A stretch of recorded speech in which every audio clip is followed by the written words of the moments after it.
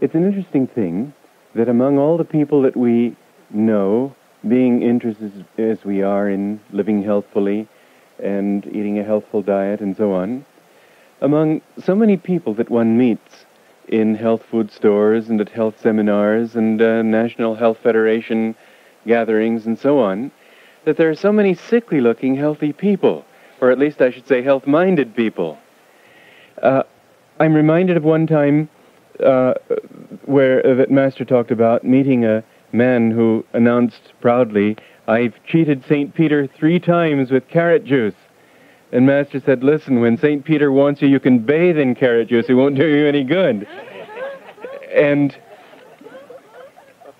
the problem, he mentioned that people who are too much into health foods, too much into all the right physical means of attaining radiant well-being, that he said, for instance, they'll be at work and say, "Oh dear, I didn't get my avocados this morning, my spine feels weak." They're so dependent upon physical means of attaining radiant well-being that they don't stop to consider, they aren't aware even, that radiation is not a physical thing. Radiance is light. Radiance is energy. Radiance is a more spiritual and mental quality. And if you put all your energy into just a physical means of attaining these things, then you won't. A person can be healthy, yes, in the sense of not being unwell by eating all the right things and doing all the right things physically.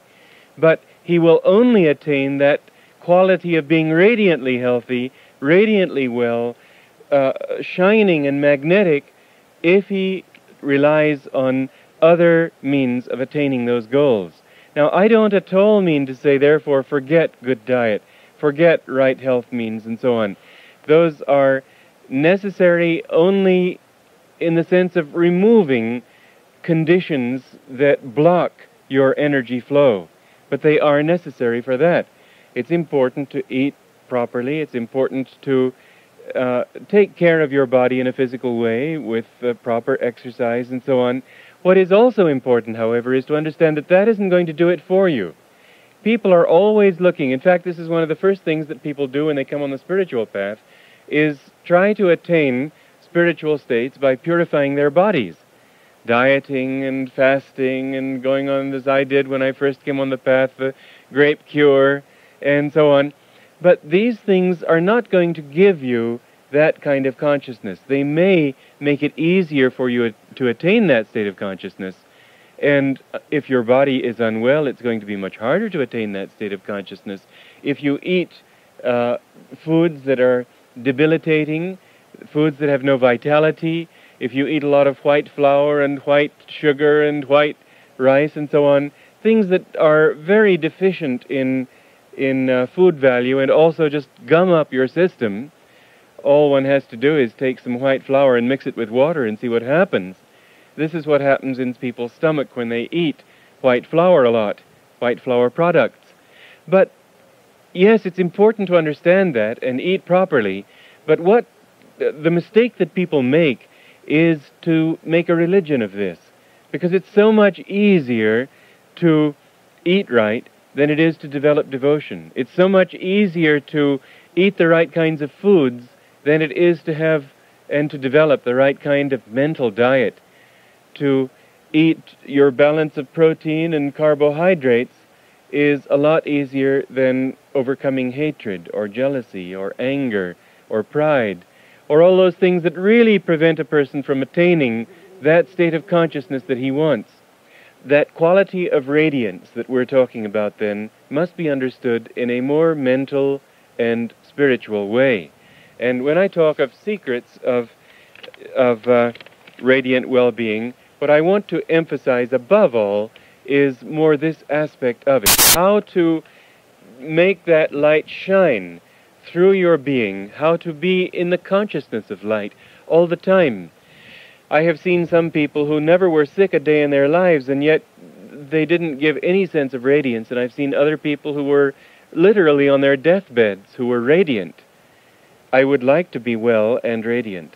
I think this is the obvious balance we would like to strive for.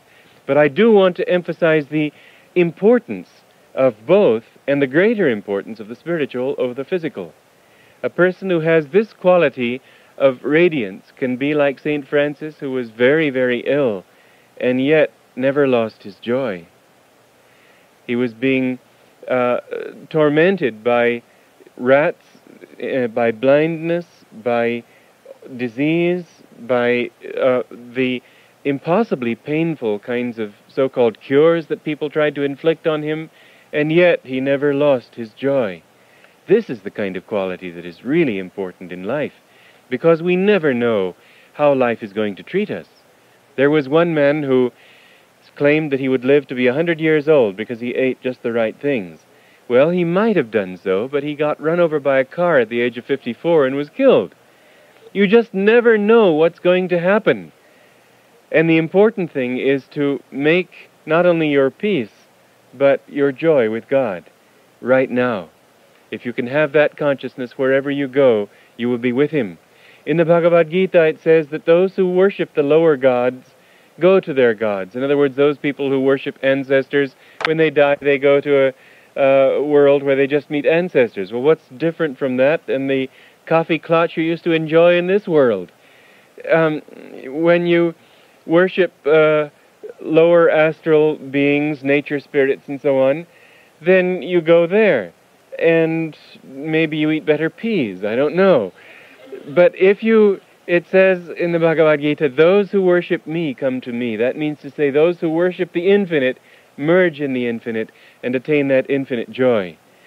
Well, the test of these teachings is here, and right now. And we can see the proof of it also in this respect, that those who worship anything, worship, you see, means not just a sense of getting down on your knees and bowing.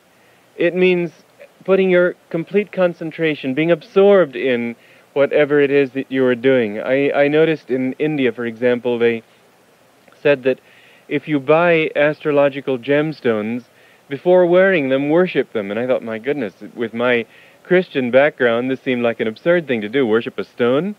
But what they meant was, and they were just using words in the way they were capable of using them, because they have other meanings in their languages. But what they meant was, attune yourself to it, be absorbed in it, give it your blessings, and try to feel whatever spiritual qualities come from the stone, and then you will be able to get better effect from it. They would say, worship food before eating it. It sounds absurd, but then, if you understand the meaning, it means try to draw yourself into attunement with the vibrations of what you're eating, and then you'll get much more out of it. And so, those who worship food, those who think only in terms of health food, then it's not a question of going to a health foodist's Eden when you die. There may be such a place, I don't know. No harm, they're doing a good thing with their lives if they live that way. But even here, what I have seen is that people end up sort of looking like health food in some way.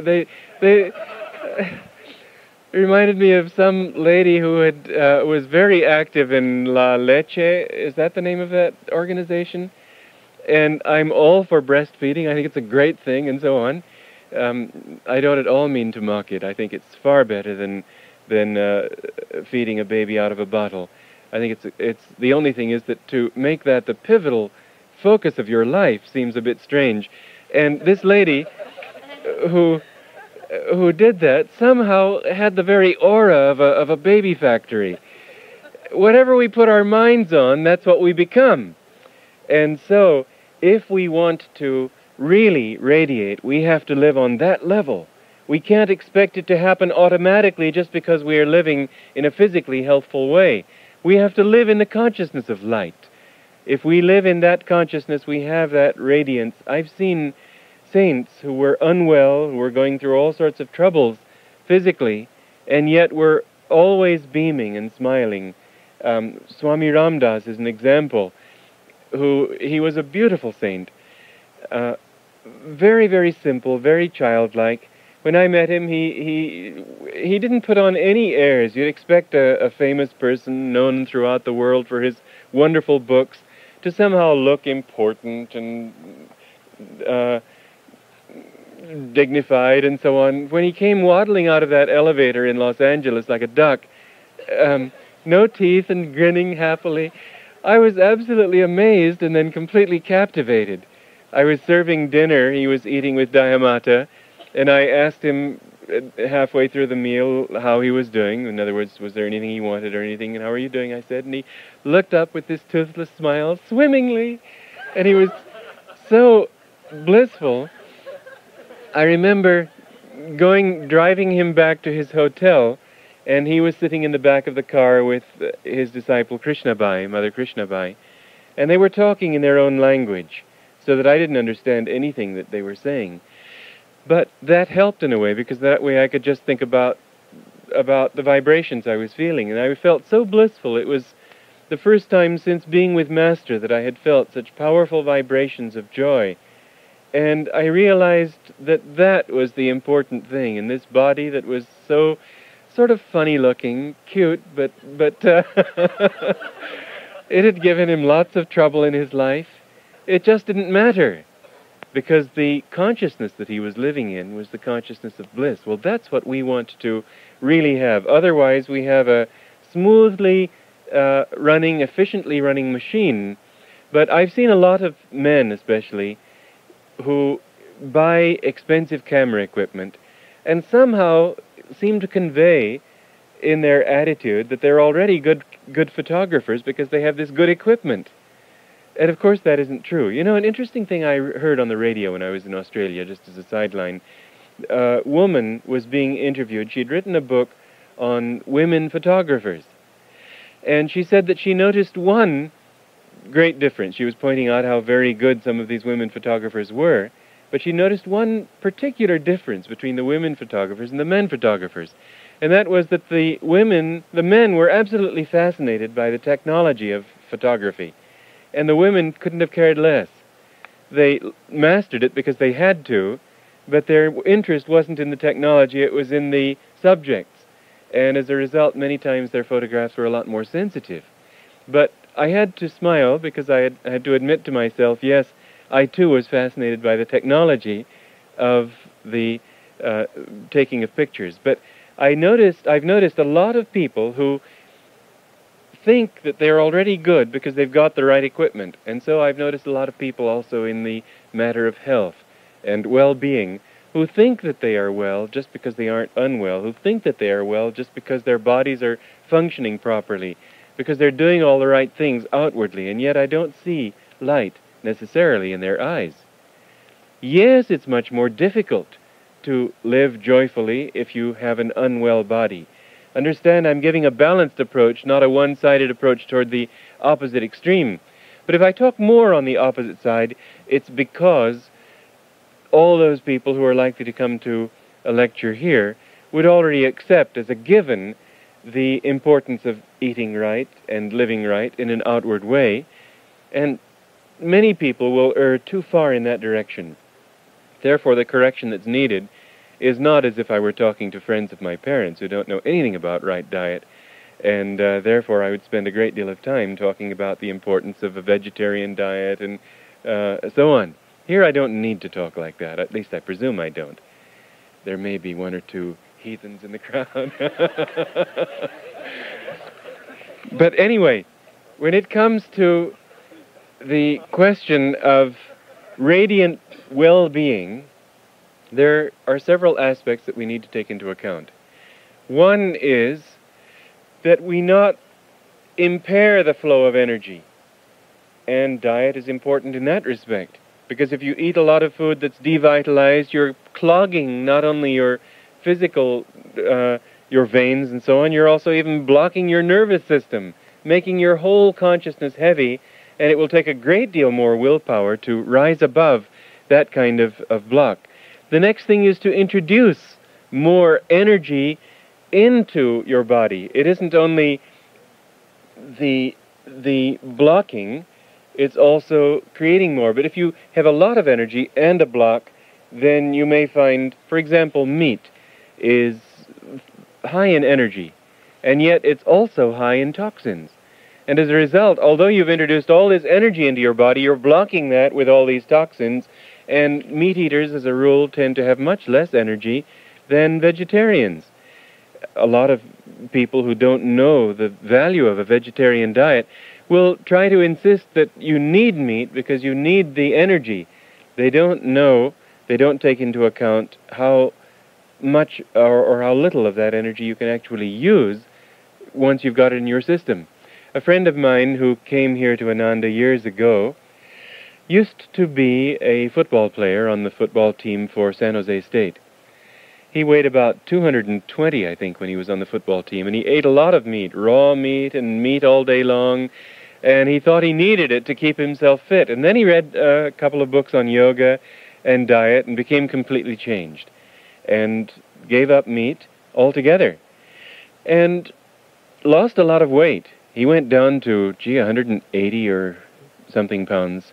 But he said that he had a great deal more strength, a great deal more energy. He had needed to sleep a large part of the afternoon. Now he didn't need to sleep anymore. And this is what I've found with people.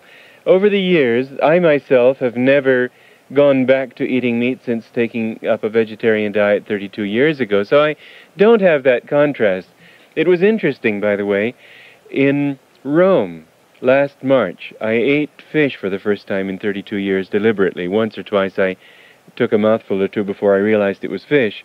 But there I ate fish deliberately for the first time because I had a choice of values. There was a lady who was very emotional who invited me to dinner. She didn't know that I didn't eat fish, and she served me a tuna casserole. And I had a choice between not eating the fish and upsetting her because she'd done nothing else. She'd spent the whole day preparing this meal, but it all centered in that tuna casserole, or eating the fish just so as not to upset her. Well, I decided that it would be a greater error to just upset her all the more. So I ate the casserole, but I was sick all night long afterwards. It's interesting how when you haven't eaten that kind of diet, how very differently it affects you. Anyway, I haven't had the experience personally of going back to it, but I have talked to a lot of people who became vegetarian for a while, and then because it was such an inconvenient thing socially, went back to eating meat. And many of them have told me that they felt much more sluggish, much heavier in their consciousness after going back to eating meat, once they were able to make that contrast between that and a vegetarian diet. I believe that it's a very important thing to give up eating meat, but if you have to eat meat for one reason or another, and it may be better anyway not to give it up too quickly, a gradual change is usually better. But if you do give it up, then don't eat, if you do eat meat, don't eat beef or pork. These are the two worst. Veal, of course, is beef too. Those meats should not be touched. Pork is very full of toxins, very full of poisons. Master made the rather unpleasant observation that is the reason that ham is so sweet is because of all the pus in it. And he said that, pleasant thought. He said something that has come out more recently in the papers. I've read it recently. But he said he had gone into slaughterhouses just to see this happening. And he saw them literally scooping cancers out of cows before selling their meat. And he said that people who eat cow meat especially are going to be much more prone to cancer. So he said it's very important not to eat beef, if you can possibly do it. So some people eat beef all their lives and don't get cancer. Well, karma enters into it too, don't forget.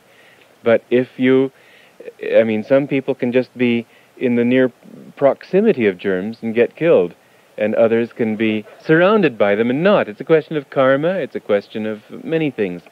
But nonetheless, why subject yourself deliberately to such an influence? If you do eat meat, it would be far better to eat poultry or fish. And fish, in fact, in Bengal and other parts of the world where they emphasize a vegetarian diet, fish is often eaten and almost considered vegetarian. I myself couldn't. I remember the when I was just a little child of 4 or something, going fishing in Lake Snagoff with my dad and catching a little fish about 3 inches long and watching it wiggle there, and I felt so badly for the poor thing that I just couldn't eat it. It's somehow different when you see them moving, even worse when you hear them screaming, than eating a vegetable, even though the vegetable also feels some pain. But we have to eat something. The truth is that they don't feel nearly as much pain as moving creatures do. Our nervous systems are more highly developed. Now, energy, however, is the real secret of radiant well-being. The more the energy of a person, the more happy he is going to be. You can see this difference in their eyes. You'll never find a person whom you could conceivably call radiant who's sitting there saying, well, I don't know, I feel kind of tired today. Always you will find that if they are radiant, they are energetic. The two are synonymous. Life and energy are synonymous. And when you find somebody who has a lot of energy, you automatically think of them as radiant, and you automatically think of them as magnetic. Radiation, radiance, magnetism, all these things relate to that simple question of energy.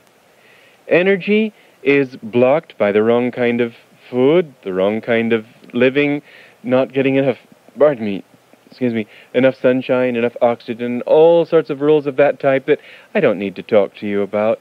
I remember reading Rene Taylor's book on the Hunsas, and these paperback distributors, I presume it was their fault and not hers, in order to get more sales, had written on the jacket, on the cover, the long suppressed secrets of the Hunsas. Well, whoever did the suppressing? The fact that they couldn't get in there except on muleback, that's not suppressing it. And so we know those things. We know what they taught pretty well. We know what... we don't want to be fanatics on these subjects, but we know some of almost all the various health teachings going on because we read those things. I remember, by the way, in San Francisco a year ago, August, at the National Health Federation, I gave a lecture there. And by the way, I've become a very popular speaker for the National Health Federation. I guess they like this more balanced approach because I'm not there speaking about one particular thing. But there was a woman who came up to me after the talk who was into one special thing.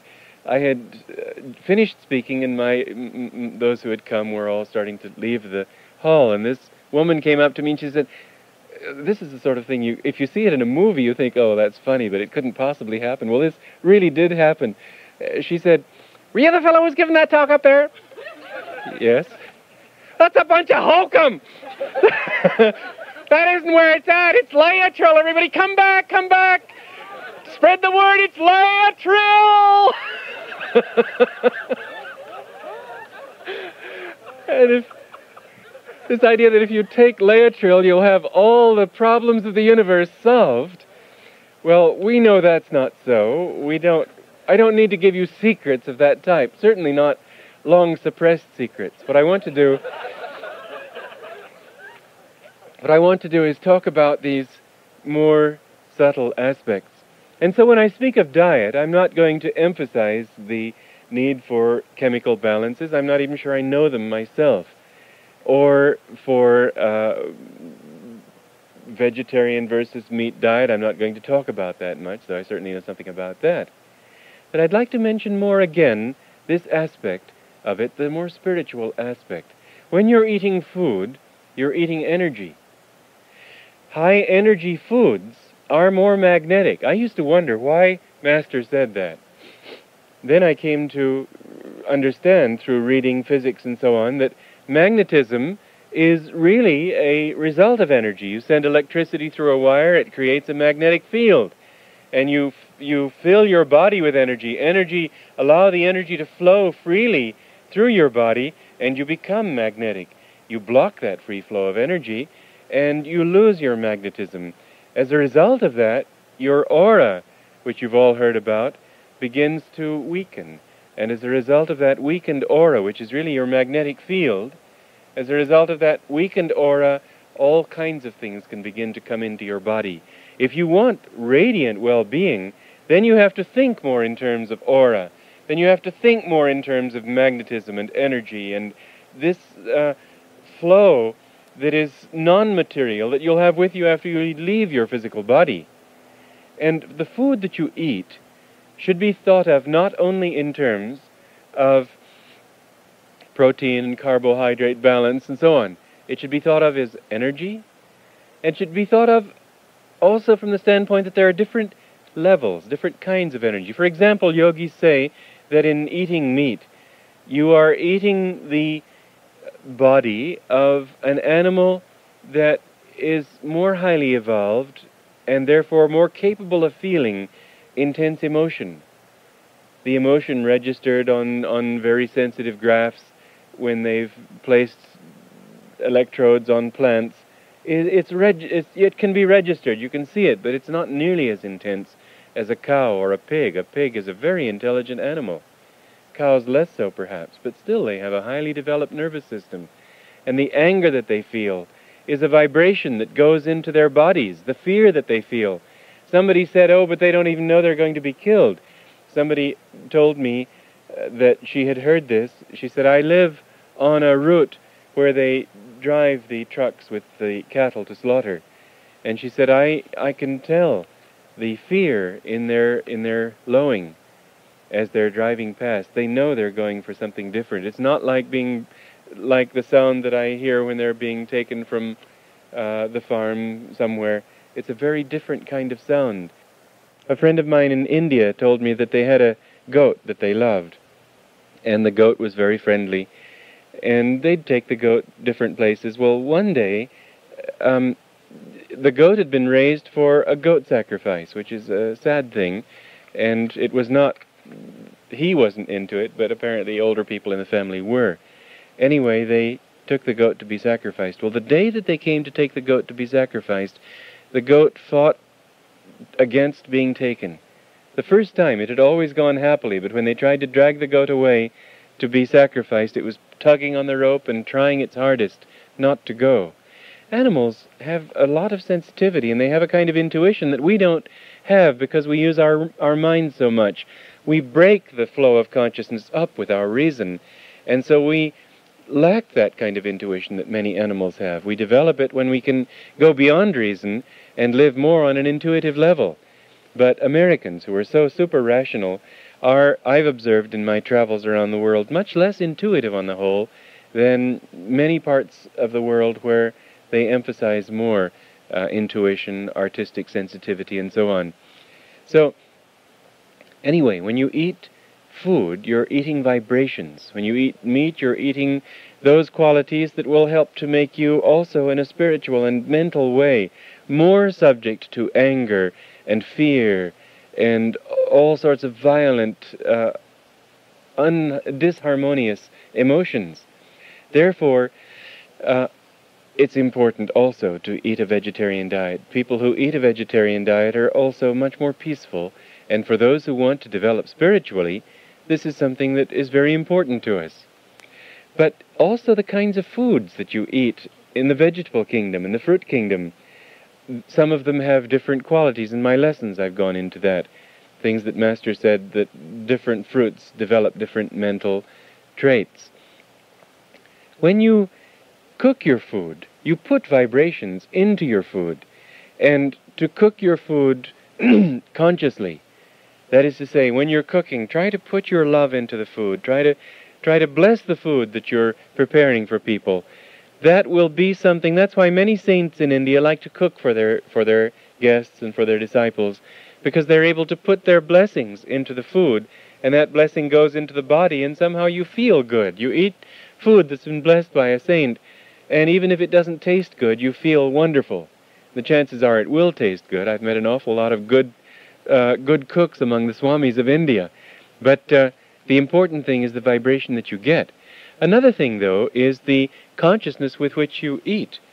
If you eat concentrating on the food, I've heard it said that when you chew your food, that's when you get the vibrations. So in the act of chewing, try to draw the energy from the food, vibrations and energy. and chew it with that consciousness. In India, they say it's important not to speak when you eat.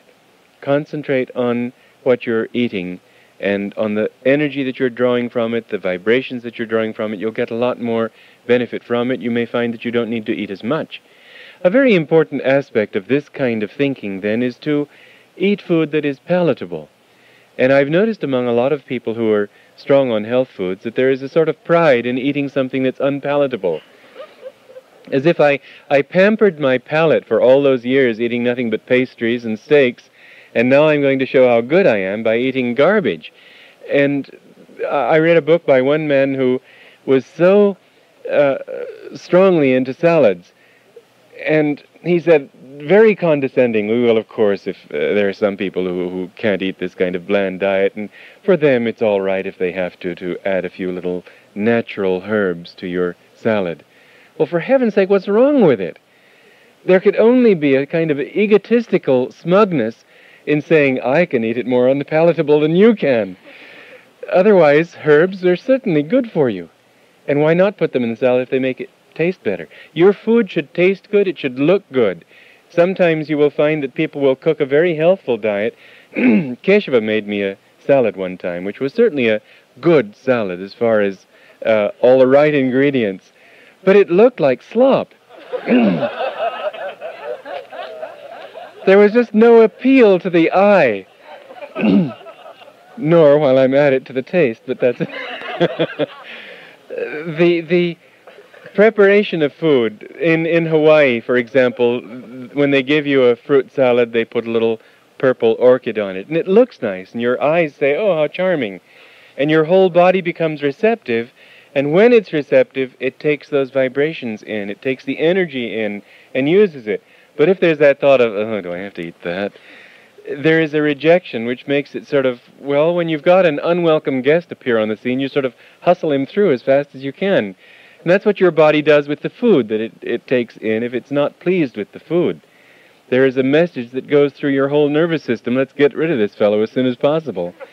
And so you don't take the best from that food. So think of your food in terms of consciousness, the way you prepare it, the way you present it, the environment that you eat in. You go to so many restaurants, and there you are trying to eat peacefully, and there's this music going on, rock blaring at you. And how can you really digest your food well when your stomach is churning in knots? Whether appreciatively or unappreciatively, I'm sure there's some sort of churning going on with all that maelstrom of vibration going on around you. Try to eat also when you're happy. If you're feeling emotionally upset, it's better not to eat. You'll be secreting the wrong kinds of acids, you'll be digesting your food badly. Wait until you're calm. And eat in a place and with people in vibrations that are all conducive to harmony. This will put you in tune with the consciousness of energy, with the consciousness of joy, and that alone is what will make you radiant. You will never be radiant if you only have your avocados in proper number and sequence. You will be radiant if you have the consciousness of always being joyful. Magnetism is a question of energy primarily, but energy is a question of attuning yourself to the cosmic source of energy. Master's teachings of energization exercises are really wonderful in this respect. We are surrounded by energy all the time. This great universe is a vast ocean of energy. The whole universe is really to be understood in the deeper level, not as a physical phenomenon at all. It is entirely just a vast sea of electromagnetic forces, which are actually, again, on a deeper level still, only manifestations of consciousness, because everything is really a dream in the mind of the Creator. And if we understand that, then we should never be tired again. We can learn to live by that energy. Master taught a number of things in the lessons, in the SRF lessons. He said that as man advances more in spiritual understanding, he will grow more and more toward the point where he won't need to eat at all. And he said there are certain techniques he offered certain techniques for drawing energy into the body at will and learning to live less by outward sustenance of food and oxygen and so on. He also taught ways of drawing energy from oxygen. He said that if you concentrate on the air that you breathe, you'll draw a lot more energy than if you breathe just sort of absent-mindedly. Learn to breathe consciously. Learn to feel as you inhale that you're distilling the oxygen and the energy from that oxygen and sending it throughout your body. That's why that breathing, that double breathing exercise at the end of the energization exercises is really beneficial. Even though you're not doing anything except relaxing and slowing your heart down. But if you do that, say, 6 to 12 times, just a short breath, inhalation, bringing your hands up to the chest or to the shoulders, and then sending them out, concentrating at the point between the eyebrows. But as you inhale, feel consciously that you're sending this energy throughout the body. That's why also that thing in my book on yoga posture for self-awareness, the deep breathing, where I speak of bending forward and then slowly feeling that you're filling your whole body with air as you stand up, and finally lift your hands above your head and feel that the air is being filled, filling your body all the way up to the fingertips, so that your whole body is just vibrant with that energy. You'll draw a lot more from the energy that way. Master spoke of another way of leaning forward and then straightening up as you inhale and filling your whole body. Same system. He said that if you concentrate when sunbathing, concentrate on the energy that you're drawing from the sun's rays, you'll be able to draw as much as 100 times more energy from the sun than if you just lie there soaking it up passively. Everything that you do, if you do it consciously, you draw a lot more energy. There's another aspect that I forgot to mention. I spoke of not blocking the energy. Blocking can be done by wrong diet, by even negative thoughts and so on. But there's another thing, and that is concentrating that energy. We have a tendency to dilute our energy by trying to do too many things at once, or by wishing we didn't have to do what we are doing and know we have to do anyway, trying with one part of our mind to learn something and with the other part telling ourselves it's difficult. Remember that story of mine from the path, where I learned enough Greek in one evening to pass the exam the next day. And the reason I did it was by telling myself I'm a Greek, and in the process, overcoming that thought of it's difficult, it's foreign, why am I doing this? So that all my mental effort was in one direction instead of blocking it by making it two-directional.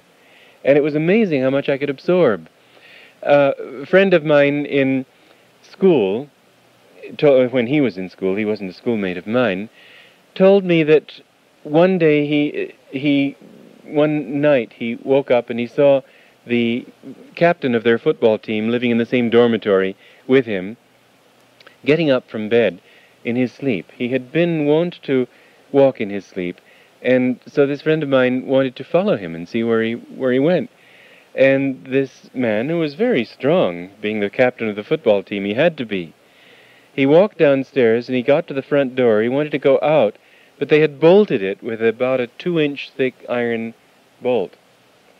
And this captain wanted to get out, and he took his hands on that bolt and bent it double. Now, nobody, even a strong man like that, would be able to bend a 2-inch bar of iron double like that in his normal state of mind. How is it that a person under hypnosis is so much stronger? It's been often observed that under hypnosis people can do extraordinary things, or under the influence of an intense emotion.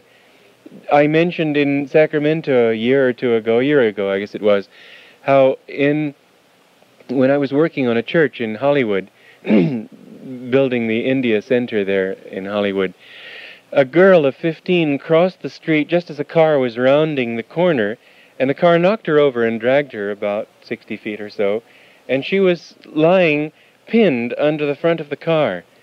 And one of the boys working on the job there, a strong man, but certainly not this strong, it was not a Volkswagen, it was a big American car, he went to the front end of the car and picked it up and pushed it off her. And he could never have done that normally. He was able to do it then because he didn't have time to stop and tell himself he couldn't do it. That is to say, so often we are blocked by that thought of, I can't, and if we could just say, I can and I will, all that energy would go in one direction. We'd have a tremendous amount of energy. I mentioned that story of the bus in Pakistan that got stuck in a riverbed, and the passengers got out to push, and they were pushing and pushing, and the bus didn't move an inch, and finally the driver stepped back to look at it, and he found that half the passengers were pushing from the rear, but the other half were pushing from the front. And that's how so much of our effort is directed in this life. A curious thing about this particular class in Sacramento was that when I got home, somebody showed me something that had come out in the paper that very day, something very similar, where somebody had had to lift a weight off of somebody. I think it was a car again, and he lifted over 2,000 pounds just to free that person, something he couldn't ever have done normally. Well, how is it possible under hypnosis, or under extreme emotion, or in moments when you just have to do something? How is it possible to do things so amazing? It's because all your energy is going in one way. And so you've got two things going for you here. The block that you introduce into your body by wrong living in one way or another, that has to be freed, of course. The next thing is the energy that you've already got in your body, learning to focus that energy in one direction, make it a one-way street, instead of blocking it or diffusing it by wanting so many things you don't really clearly know what you want. And in fact, that's a very important thing that I want to touch on again later.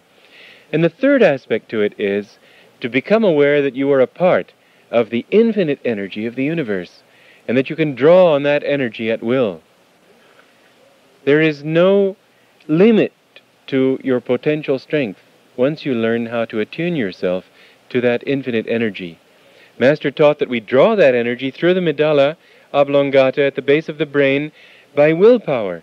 And as we bring that energy in through these energization exercises, we learn how to draw on that energy at any time in our lives that we need to.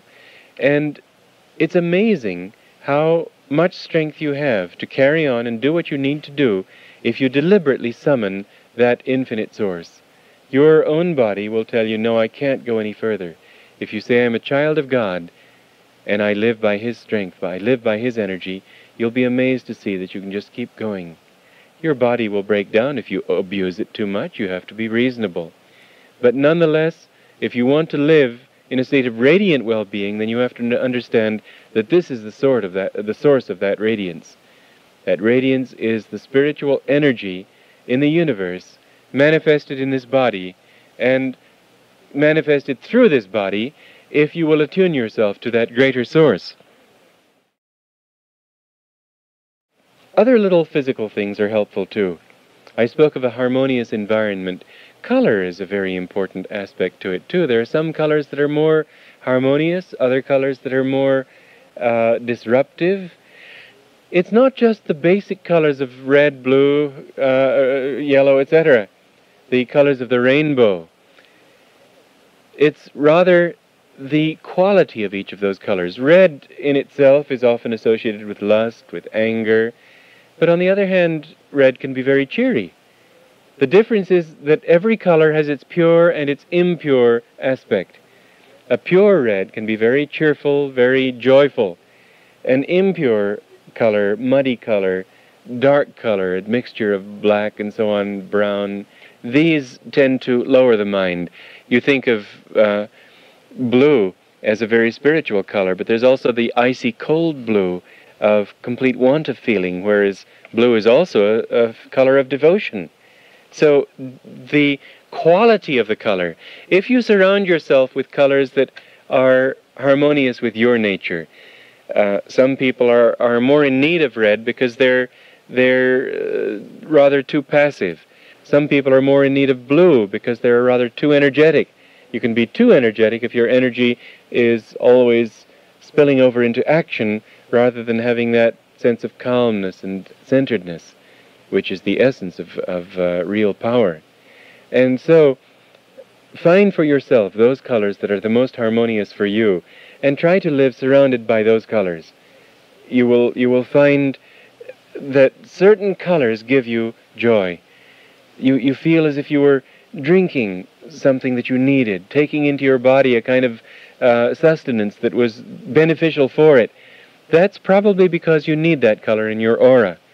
And surrounding yourself with that kind of color, dressing in that color, thinking that kind of color, even inhaling that kind of color. That means to look at the color and inhale and feel as you're inhaling it that you're bringing that color into your whole body. This can be very beneficial. Green is a very healing kind of color. Yellow tends to be more mental, and people who need more mental stimulation could wear yellow. Orange is a very, well, it looks like fire, and so orange has a very strong energy to it. Violet's a very spiritual color. To wear violet helps to expand the consciousness.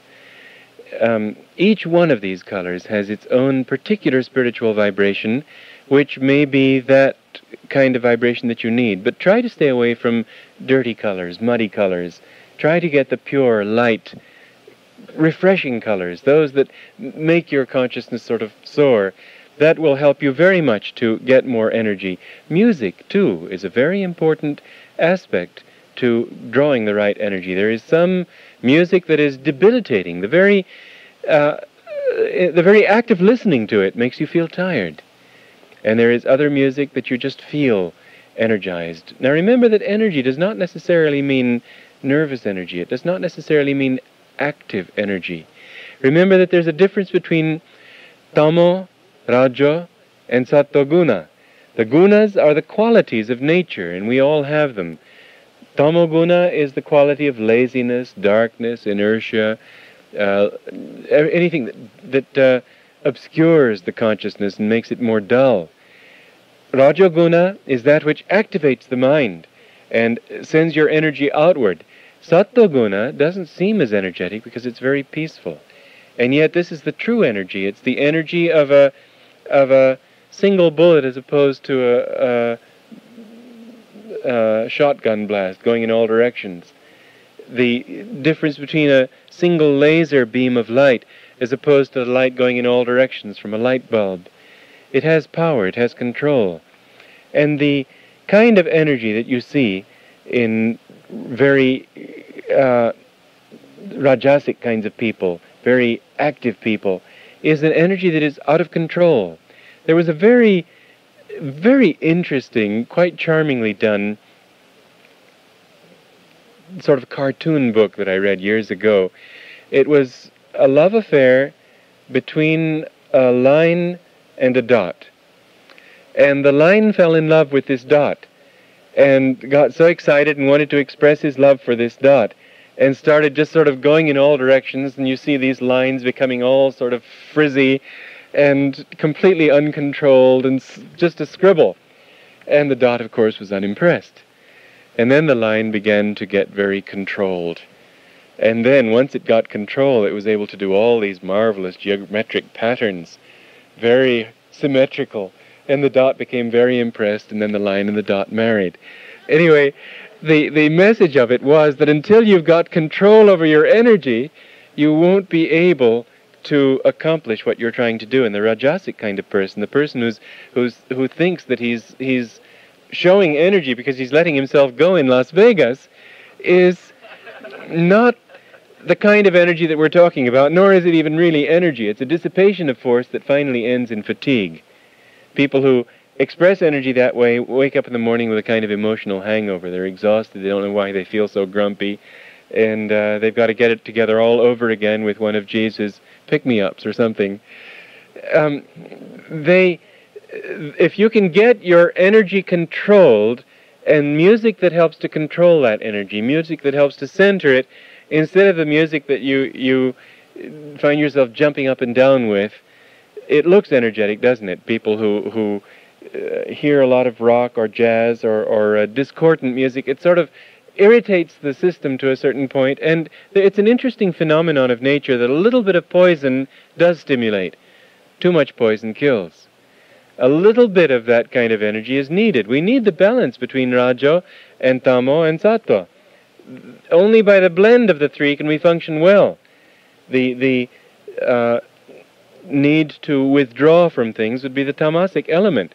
In itself, it's fine. It's when you overdo it that you become lazy. You constantly withdraw, you never attack, you never get involved, and as a result you just end up vegetating. But a certain amount of that need to withdraw into yourself, that need to withdraw from the outward crises and to get centered, this could be taken in a tamasic as well as a sattvic sense. The withdrawal in itself is tamasic. The centering is sattvic. The returning to the attack would be rajasic. And all these three blended together make the perfect person if you blend them in the right way. Well, that means that there's nothing wrong with a certain amount of outward stimulation, a certain amount of excitement, a certain amount of fun, a certain amount of noise, a certain amount, not too much. Too much is what becomes debilitating. And the more you can surround yourself with things that will bring that energy to a focus, the more you will be able to really have a lot of energy in your life. Don't waste that energy. That's another aspect to it. Wasting it in too much talk, too much sensual enjoyment, too much of anything outward. Try to understand that this source must be constantly replenished, and so live more at your center. Those who don't speak too much. I was just recently, as you know, in Kauai, and I spent 8 days with nobody to relate to except one or two hitchhikers I picked up and a restaurant I went to, that sort of thing. The rest of the time not speaking. And it was really wonderful to not have anyone to relate to for a while. Not that I mean anything personal toward any of you, but it's very good for us sometimes to withdraw and not speak, not use our energies in an outward way so that we can build them up inside. You'll find that then when you direct your energy, it will be directed more wisely, directed with greater focus, and there will be a lot more power there.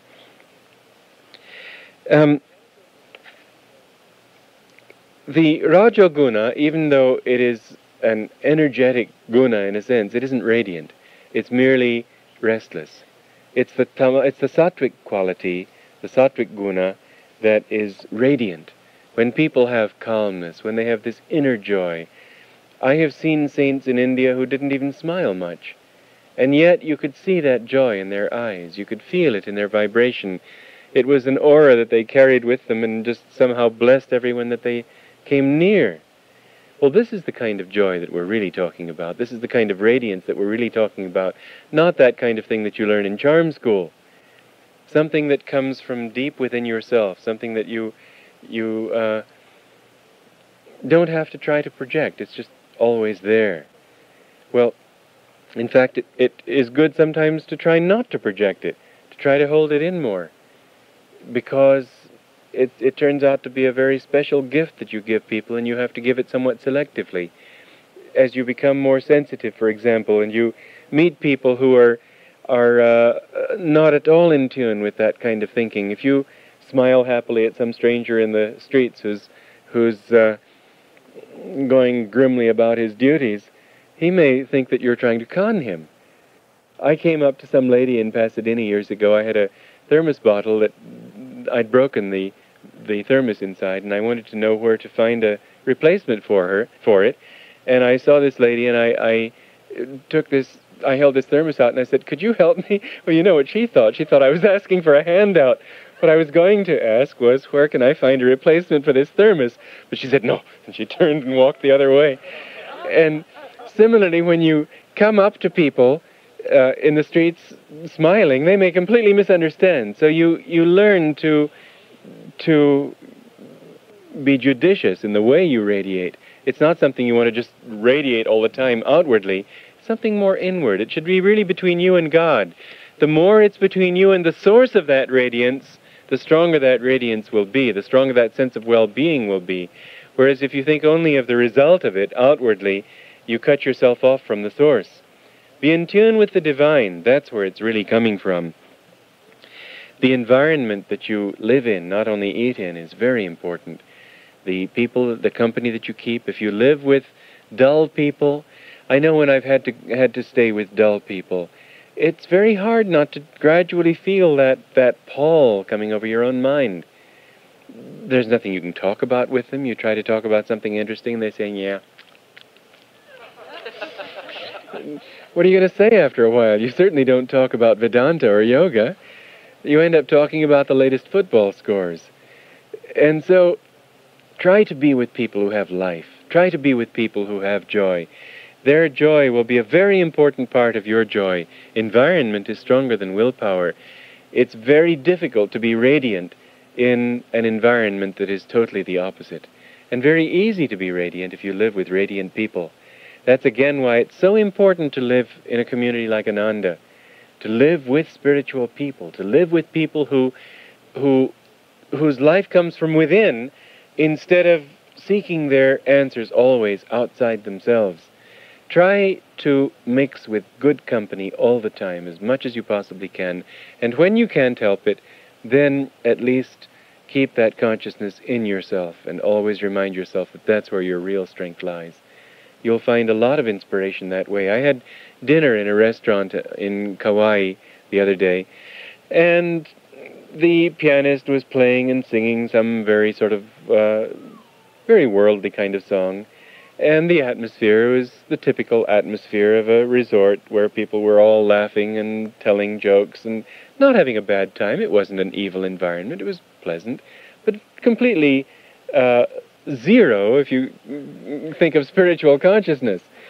And so I was sitting there alone at my table looking out at a tennis court, but I was feeling inwardly. I was reminding myself, this is where my environment is inside. And I was feeling so much joy in that place just because I had nobody that I had to talk with and couldn't hear what they were saying at the table next to me. And so, not that I'd have cared, but I was trying to feel this joy in my spine. And it was so wonderful to understand that wherever you are, you can feel that joy if you just always remember, always bring your consciousness back to it. Live in that consciousness, and you'll find that just driving down the highway can be a kind of meditation. So, yes, if you can't be in the right environment, Master said to Bernard one time that the important thing is environment. He said the way to develop devotion rather than emotion is to be with devotees rather than worldly people, for example. And Bernard said, well, what if I'm by myself? And Master said, am I not always with you? Remember that answer. Is He not always with you? Is God not always with you? And if you live in that consciousness and always remember His presence within, then to be alone may be the best thing of all. You can be alone with God in a crowd and never be alone. I was amused. I read something yesterday. Nobody's ever lonely eating spaghetti. I thought, goodness, what does he possibly mean? I guess he meant you're so busy that you don't think about being lonely. Well, you also cannot be lonely if you think of God all the time. Be busy with God. Be busy inwardly just thinking of Him, and you'll find that wherever you are, there is joy. So, company is important, but the most important company of all is godly company, is the company of God, inside. Environment is important, but if you can't be in an ashram, then wherever you are, put out the energy consciously to feel yourself surrounded by Him. Feel Him in the air around you. Feel Him in the movement of the trees. Even in a restaurant, feel Him in the people and the waiters bustling around and the smells and the sounds and everything. And you'll be surprised how, in the end, you'll start to feel inspiration from anything and everything, because you'll know that God is acting through these things, through these people. It's God in everything, sometimes God not acting wisely because people cover up that inspiration in themselves, but nonetheless they are still a part of His dream. Raising the consciousness is a very important aspect of living radiantly. Raising the consciousness in the spine, raising the consciousness, the more you can live in the upper part of your body consciously, the more you will feel always happy. Notice this. Whenever you feel unhappy, you'll notice that the consciousness comes down. Or, conversely, Anytime your consciousness comes down, notice whether you feel happy or not. You won't feel happy. Anytime there is a lowering of energy in the body, a lowering of consciousness into what the yogis describe as the lower chakras, but people who don't know anything about chakras can still relate to this, that when there's a heavy feeling, when there's a downward feeling, we use those words in our language, and I'm sure they have them in all languages. I feel high, I feel low. Everybody knows what those words mean. You don't need to have them explained to you. I feel uplifted, I feel downcast. All our words relate to this. It's a certain knowledge that is born of a deep intuition of the soul, deeper than conscious knowledge, but we all have it. That when we grow spiritually back to our source, all the energy in the body becomes united in the upper centers, and finally becomes united here in the spiritual eye and then in the thousand-petaled lotus. And nobody is made in a different way. We are all made basically according to the same pattern. That energy comes out into the body, and before we attain divine enlightenment, it has to go back and become united. This is the meaning of yoga, union, bringing all that energy into one at the top of the head. Now, there are a lot of psychologists and psychiatrists who think that, yes, we need to become united. Yes, we've got to bring all the energy together into one focus. And then they get a hold of the wrong end of the telescope. And they say, what keeps our energy from being focused in one thing? Well, we try to enjoy something and then we feel guilty about it. If we could just stop feeling guilty, then we would be able to enjoy it completely. And the kinds of enjoyment that these people know all relate to the lower chakras. They relate to having a good time in this world. And they don't know anything about spiritual joy because they're trying to be scientists. And science is basically a physical thing. And to try to be on a par with physicists and chemists and so on, they try to approach the body in that way, in a physical way, and try to explain it in physical ways. And so their natural bent leads them to this conclusion, that if you want to become completely united, overcome those things that prevent you from being completely focused in your lower chakras. Live without restraint. Live without the feeling of guilt. Don't suppress. And you will find that if you live completely physically, forget all this gilding of the lily of high ideals and artistic sensitivity and so on. In mental hospitals, you will see signs warning guests not to bring spiritual writings to the patients there. And this is all a part of that same psychology. Granted that many of the delusions of mentally unwell people have to do with religious ideas, I'm Jesus Christ or something. But the truth is still that spiritual consciousness is the only final cure. And it's only when they resolve it in that way, rather than giving up the spiritual side, that they will finally be able to come out of those woods. Anyway, this is not a solution, is it? When people try to live in that way, getting rid of all those things that would prevent them from being completely hedonists, they find sooner or later living that way that they are not happy. They are living with less and less energy, less and less joy, less and less ability to concentrate. They get divorced at the drop of a hat. They can't be loyal to anybody. They can't go in any single direction for any length of time. They just become so scattered and so restless and so nervous that finally their lives just fall apart underneath them. The principle is true. The psychologists are not wrong. It's that they've just simply gone the wrong direction. If we take that same principle and realize that we can never become completely united in the lower part of our body, because that's not where we are. That's not our center. That's a place to which we have gone from our center. We have projected ourselves from that deeper sense into that outward state. And we will attain that center only when we go back to the deeper self within. When we find that center within of spiritual consciousness, then we will be able to find that state of union completely, where there will be no need for anything else. So, if you want to be happy, do everything that you can to raise your consciousness. That means live more centered here at the point between the eyebrows, or in the heart center, opposite the heart and the spine. Try to bring your energy upward by deep breathing even, sitting up straight, looking up more, smiling more. Even when you sit upright. Don't just collapse and sit halfway up your spine on the sofa. When you walk, walk on your toes, on the balls of your feet more. Don't stand heavily on your heels.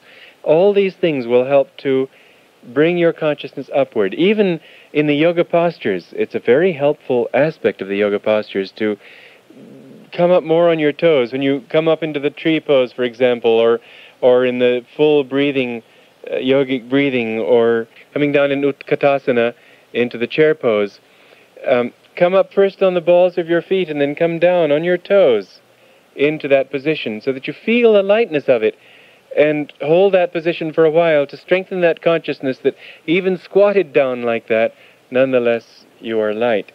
To be able, I used to, when giving these classes, I used to show people that I could go down on one leg and do it 10 times easily, just on one leg, up and down, by that feeling of lightness in the body that comes when you learn to live more in that consciousness. Ramakrishna used to weigh the arms of people when they would come to him. He would hold their forearm, and if the forearm was light, that meant they were spiritual. If it was heavy, he could tell that they had a very heavy consciousness. And it isn't probably a matter of actual weight. That would have to do with how much muscles you've got, and bones and fat and everything. But there was more just that consciousness that made everything about you lift. You'll notice that people with a heavy consciousness, they look down, their shoulders sag, lumps, that's what they are. And as you grow spiritually, spiritual people, their hands automatically rise more. There is, everything about them has this sense of upwardness. So when you sit down, put yourself in the seat, don't collapse. When you lie in bed, lay yourself down. When you stand up, come up lightly. When you stand more on the balls of your feet, stand more forward. Don't sit back. Everything that you can do to bring that consciousness upward will help you to become really radiant. Now, this is not a long-suppressed secret, but it's a long-ignored secret, isn't it? Very few people know it, and yet subconsciously everybody knows it. Everybody knows that they feel better when they feel high, and worse when they feel low. Try it. Try looking up more, not just always looking down, and use affirmations in that way. Don't use heavy expressions. Use expressions that denote joy. The affirmations that you make as soon as you wake up in the morning, I'm awake and ready, and all this, to make you feel that, it goes into your subconscious mind, and that makes you automatically lighter. Sending the right kinds of affirmations to your subconsciousness are really important. Don't affirm those things that you want to overcome. Speak the truth, and let that truth express the higher aspect of reality, not the lower. Facts and truth are not always the same. It may be a fact that you feel absolutely miserable, debilitated, and sick. But it won't help you to say, I feel miserable, debilitated, and sick. I feel miserable, debilitated, and sick. It won't help you. You'll get more miserable, more debilitated, and sicker. But if you say, I'm well, and I'm energetic, and I feel wonderful, and you'll find that bit by bit you can be in a hospital, and even so, you'll get well. I mentioned this, I think, in my...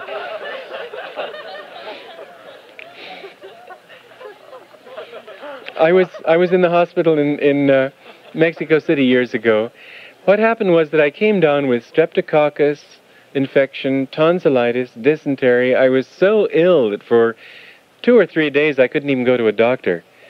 And Bob Watson, in whose house I was staying, was a strange fellow, very nice, but he was intolerant of sickness. So as soon as I became sick, he just turned his back and didn't want anything to do with me. Closed the door, and I was just on my own. And finally, after 3 days, I was well enough to go out and see a doctor, and he took me out and gave me a big steak dinner. I ate meat in those days. Stupid thing to do, but again, he refused to admit that sickness was a part of reality. I suppose there are people like that. I don't think it's the way to get out of it, really. Didn't help me much. But anyway, I then staggered off to a doctor, and the doctor examined me and he said, "My God, you've got to get to a hospital." Here I was starting to get well, but anyway, I was still very sick. And so he put me in the hospital, and I asked him how long I'd be there. He said, "Well, you might as well resign yourself to being here at least 2 weeks." And I made a few discreet inquiries as to how much it would cost to be there 2 weeks. Well, I didn't have the money. I didn't know anything about yoga, but I did know I had to get out of that hospital. Do you know I was out of there in 2 days, completely well? I made myself well just by having to get well. And a lot of people have done that too.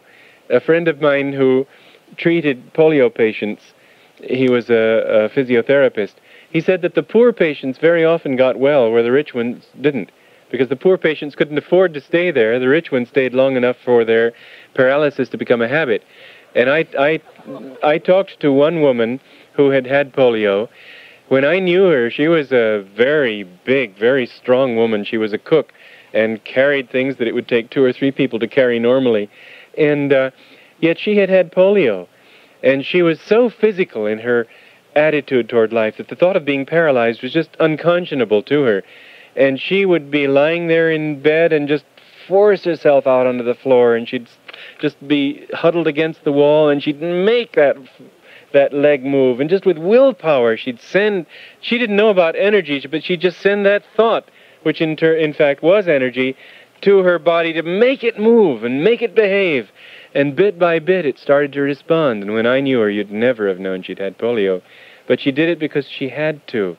And if a person can do that with that consciousness, how much more easily can he do it when he knows that energy can make you well, when he knows that the affirmation that I'm well can go into the subconscious and make you well. Live in that way, and you'll find that that's a higher aspect of truth, that even if you're living just barely existing on a hospital bed, and if you tell yourself, I'm well, it may not be a fact, but it will be a truth, which you can manifest in the outward world by that affirmation. Always affirm those states of consciousness that you want to develop, and you'll find that you have them. Tell yourself, I'm a saint, and you'll become a saint. Tell yourself, I am free from all these delusions, and you'll become free of these delusions. You have to take the common sense steps in between, naturally. But while taking those common sense steps of meditating and gradually learning to see the light and identify yourself with the light and so on, still, even from the very start of your spiritual journey, tell yourself, I'm a child of God, I'm perfect, I am free, I'm full of joy. Practice contentment. Master said to somebody who had a tendency to be moody, he said, remember this, if you make up your mind to be happy, no one in the world will be able to make you unhappy. But if you make up your mind to be unhappy, no one in the world will be able to make you happy. You have to have that attitude yourself. You will never get it by waiting for the world to give it to you. You'll never get it by waiting for circumstances to finally break in the right way. Happiness, contentment, is a deliberate attitude that you've got to assume. And once you've assumed it, you can have it in the face of death itself, in the face of disaster, in the face of everything. You can be happy. As long as you are a part of the infinite joy. Nobody can take that from you. No torture, no imprisonment, no bereavement, nothing can take it from you. You are that. That is your birthright. So live in that consciousness, and you will find that in that way you can be radiant, and no other condition need really matter. And you know that a happy person is likely, even if he eats badly, to be well, where an unhappy person, no matter how well he eats, is somehow his body's not going to use that food rightly, and he'll be unwell. So if you want to live right, don't think only in terms of right physical diet. Think in terms of right mental diet. Joyful thoughts, loving thoughts, devotion. Why, ultimately?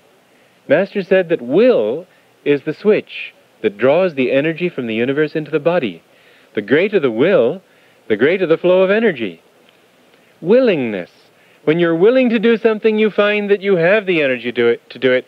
When you're unwilling, you find somehow you don't have any energy. It's not only that you block that flow by a negative thought, you also block the inflow from the infinite when you shut off the willpower. Willpower is the switch, as I said, that draws energy into the body. The greater the will, the greater the willingness, the greater the flow of energy. And a happy attitude is a willing attitude. When you're happy, that energy is flowing all the time. Sri Yukteswar said another very interesting thing. He said that when you can develop the heart's natural love, the harmony of that love flows through the whole body and makes the whole body well. Live in the thought of devotion, live in the thought of God's love, and you'll find that somehow everything becomes better. This is the kind of mental diet that I'm talking about. Mental and spiritual diet is much more important than just physical diet. And remember again, I want to reiterate it, food and physical means are not going to give you radiance. They will give you a vehicle that will make it easier for you to express radiance, but radiance is an essentially spiritual quality and has to be drawn from that source. Desire versus desirelessness is another very important aspect of it. Desire, you see, is an affirmation of lack. When you say, I want something, you're also saying, I won't be happy until I get it. As soon as you have a desire, there's this thought that, oh, I need that to be fulfilled. And the thing is that once you've fulfilled that desire, there's first of all that, yes, there is a certain release to begin with. Rajneesh talks a lot about the release that you get from fulfilling your emotions, fulfilling your desires. I take the strongest possible exception to that teaching. If he were to confront yogis, people steeped in the old tradition, with new things that could shake that tradition, fine, that's stimulating. We need a little bit of controversy to come up with new ways of seeing things. But to take this teaching and give it to people who are totally green and don't know anything, what happens really when you decide that I'm going to just go ahead and indulge and enjoy and call it spiritual, which is about what the teaching involves? What happens? You set a certain current going. And yes, you feel better for getting out of your system. You feel fine for a minute. But the thing is, you've already started that energy going in that way, and so you're likely to go that way again in the future. You may not want to tomorrow, but by the day after tomorrow, you'll get your energy back enough to want to do that all over again, whether it be expression of sex, of anger, of anything. We don't fulfill desire by just fulfilling it. It may be necessary to fulfill it to some extent in order to get your mind somewhat freed to concentrate on the positive side. But fulfillment doesn't ever come by just outward fulfillment. That's a temporary measure. Real fulfillment comes by realizing that you are complete in yourself and you don't need anything in order to be fulfilled. And this means trying bit by bit to curb your desires. Not to create new and newer desires, but to learn to tell myself, no, I don't need this. Or, if you have the desire, turn it in a good direction. If you have a desire, you may find that one very good way to overcome that desire is to fulfill it, but not for yourself. Buy a thing and give it to somebody else. You've bought it, but you've expanded your consciousness and you've released it, and there's a great feeling of freedom then. There's a sense of freedom that comes in giving, in sharing, and in the opportunity to share. So, desirelessness can be achieved to some extent, yes, by fulfilling the desire, but always if you can expand your consciousness. You will never be radiant so long as you think only of I and mine. Selfish people are never happy people. Radiance comes when you expand your consciousness, and expansion of consciousness comes by learning to live through others, to feel that they are a part of you. The more you can feel that their happiness is vital to your happiness, the more you can feel that your happiness is involved when you make them happy, the more you will know what real happiness is, the more you will radiate. You will never see selfish people radiant, and you will always see people who are genuinely unselfish, not those people who are unselfish because they'd feel guilty if they weren't. Not those people who are unselfish because it's a sort of a Christian duty that's been imposed upon them, and they're doing their good deed for the day, chalking up that many more years in heaven, or whatever it might be, or that many years off of purgatory. Do it for the simple and sheer joy of doing it. Understand that this is selfishness of a divine type. To do it because it makes you happy to do something for others, then you will be able to be radiantly happy.